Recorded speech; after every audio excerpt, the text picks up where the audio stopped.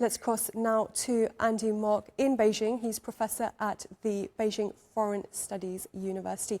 Welcome back to the programme, Professor. Now, with Ireland taking the EU presidency soon, is Beijing using this visit to drive a wedge between Dublin and Brussels? Well, thanks for having me on, Taiba.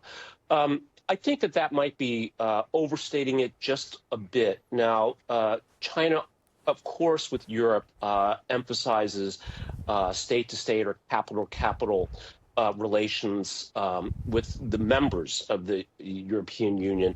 But at the same time, it also must deal with the European Union as well, especially on trade issues.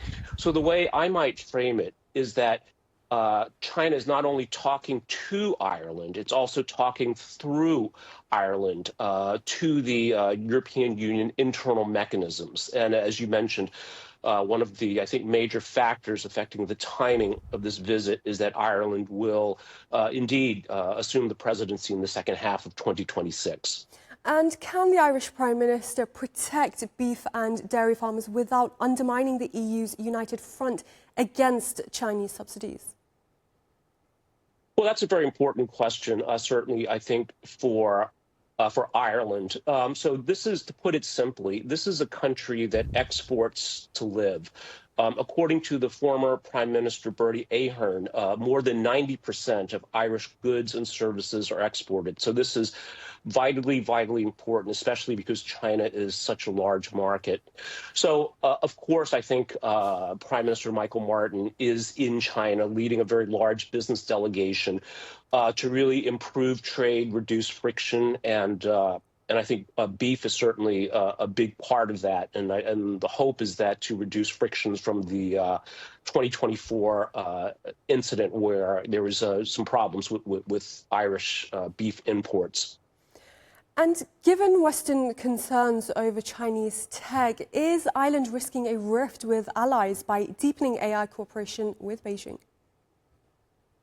Well, I think this is a sensitive question on both sides, because from the Chinese perspective, Ireland is a very, very favorable interlocutor because, as I mentioned, its reliance on exports makes it a very free trade oriented country in terms of its political stance. So I think this is very important.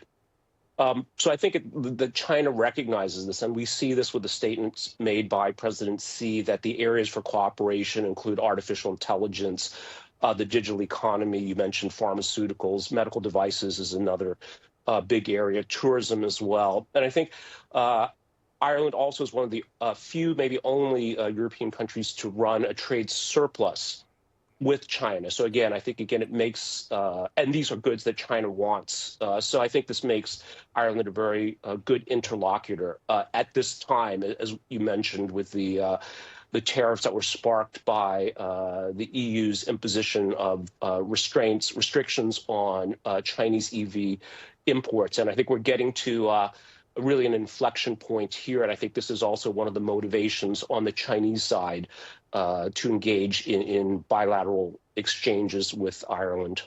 Right, and it's been a 14-year gap since Dublin's former delegation to China. Why now? What's led to this?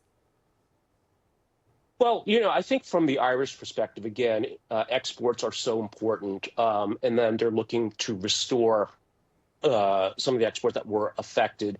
I think from the Chinese perspective, again, that given the state of play with the European Union regarding the tariffs that they imposed on Chinese EVs and then the provisional countervailing tariffs China has announced on dairy products, which is another very, very important product category for Ireland. I think that I see that, that's, I think, one of the drivers.